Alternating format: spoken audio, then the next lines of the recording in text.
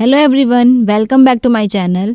आज के इस वीडियो में हम सीज़न वाले पार्ट को कवर करेंगे, जिसमें सबसे पहला है हमारा कोल्ड वेदर सीज़न, मतलब कि विंटर।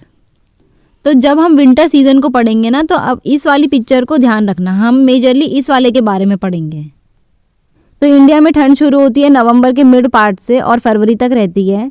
दिसंबर और जनवरी सबसे ठंडे वाले मंथ होते हैं। आगे लिखा है कि जो टेम्परेचर है, अगर हम साउथ से नॉर्थ की तरफ जाएं तो टेम्परेचर हमारा गिरता जाएगा, मतलब कि ठंड बढ़ती जाएगी।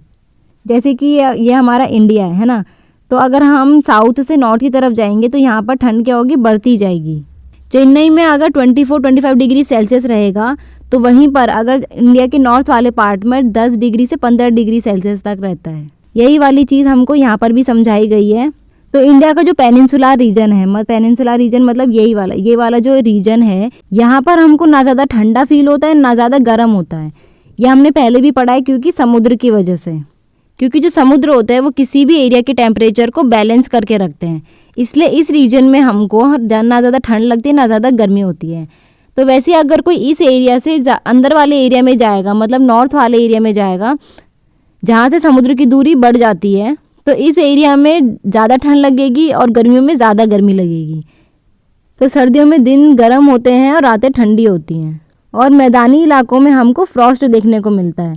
फ्रॉस्ट क्या होता है? फ्रॉस्ट बर्फ़ की एक पतली परत होती है, जो कि ठंड के टाइम में हमको बहुत कॉमनली देखने को मिलती है। इस तरीके से जो बर्फ़ की पतली परत होती है वो चारों तरफ जम जाती है।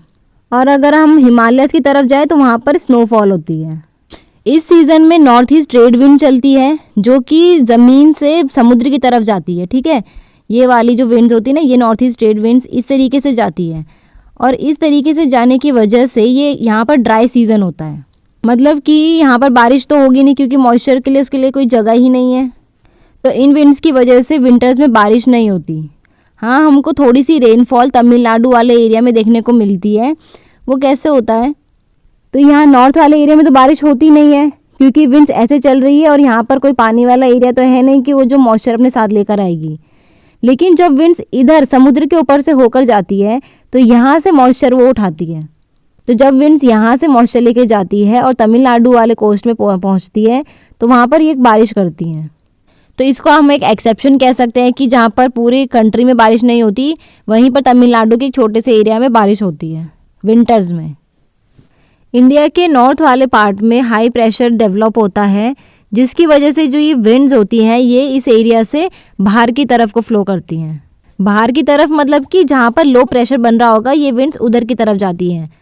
तो मतलब इंडिया से दूर ही जा रही है विंड। तो ये विंड्स आती कहाँ से है? ये वेस्ट और नॉर्थ वेस्ट वाले रीजन से आती है और गंगा रीजन के ऊपर से होते हुए जाती है। इस टाइम पर जनरली मौसम साफ़ रहता है, टेम्परेचर लो रहता है, लो ह्यूमिडिटी होती है और विंड्स भी ज़्यादा तेज़ी से नहीं चलती। हमने अभी देखा कि विंटर्स में बारिश होनी नहीं चाहिए, क्योंकि विंड्स की डायरेक्शन ही ऐसी होती है। लेकिन हमें कभी कभी विंटर्स में बारिश देखने को मिलती है। आप सबने एक्सपीरियंस किया होगा, या फिर जब विंटर्स आएंगे ना, आप एक्सपीरियंस करना कि विंटर्स में भी बारिश देखने को मिलती है हमें कभी कभार। तो ये बारिश क्यों होती है, हम इसको देखते हैं।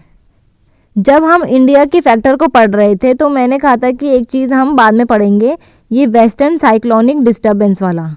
तो अब इसकी बारी आ चुकी है, अब हम देखते हैं कि ये होता क्या है। तो यहाँ पर है मेडिटेरियन सी। विंटर्स में क्या होता है कि इस मेडिटेरियन सी में साइक्लोन्स फॉर्म होते हैं। साइक्लोन्स ये होते हैं, ठीक है। तो साइक्लोन्स फॉर्म होता है तो बादल बनता है, बादल में मॉइस्चर होता है, ठीक है। तो इसी साइक्लोन की वजह से इंडिया में बारिश होती है। लेकिन अब आप ये कहोगे कि इससे इंडिया में कैसे बारिश हो सकती है? मेडिटेरियन सी यहाँ पर है, इंडिया यहाँ पर है, इतनी दूर है। तो ये साइक्लोन इंडिया में आएंगे कैसे? इनको इंडिया में लाते हैं हमारी ये विंड्स, जिसको हम वेस्टर्ली फ्लोज कहते हैं। ये इस तरह की विंड्स होती है कि जो अर्थ के अपर एरिया में सर्कुलेट करती रहती है। तो ये विंड्स ऐसे घूमती ही रहती है, ठीक है। तो इन विंड्स की वजह से क्या होता है कि यहाँ पर जो साइक्लोन बन रहे हैं उसके ऊपर जो एयर है वो इन विंड्स के साथ ही इंडिया में एंटर करती हैं। क्योंकि इंडिया के यहाँ नॉर्थ में हिमालयाज़ हैं, तो ये जो हिमालयाज़ हैं इन विंड्स को आगे नहीं जाने देते और इंडिया में ही रोक देते हैं। और यही विंड्स क्या करते हैं? इंडिया में बारिश करते हैं। तो इस वजह से हमें विंटर्स में बारिश देखने को मिलती है। इस पूरी सिचुएशन को हम वेस्टर्न साइक्लोनिक डिस्टर्बेंस कहते हैं। यह है साइक्लोनिक डिस्टर्बेंस। इसी की वजह से विंटर्स में रेन होती है। तो मेडिटेरियन सी के पास एक लो प्रेशर एरिया डेवलप होता है सर्दियों में, और यही जो एयर होता है ये वेस्टर्ली फ्लोज के साथ इंडिया में एंटर करता है, और इसी की वजह से इंडिया में रेन होती है और स्नोफॉल होती है। ये जो विंटर्स में रेन होती है इसको हम महावत कहते हैं। ये जो रेन्स होती है हमारी रबी क्रॉप्स के लिए बहुत ही ज़्यादा फ़ायदेमंद होती है। तो ये जो वेस्टर्न साइक्लोनिक डिस्टर्बेंस होते हैं हमारे इंडिया के लिए बहुत ही यूज़फुल होते हैं।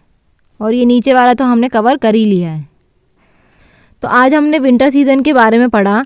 नेक्स्ट वीडियो में हम समर सीज़न के बारे में पढ़ेंगे। अगर आपको यहाँ तक कोई डाउट है तो आप मुझसे कमेंट सेक्शन में पूछ सकते हैं। Till then take care and subscribe to my channel. Thank you.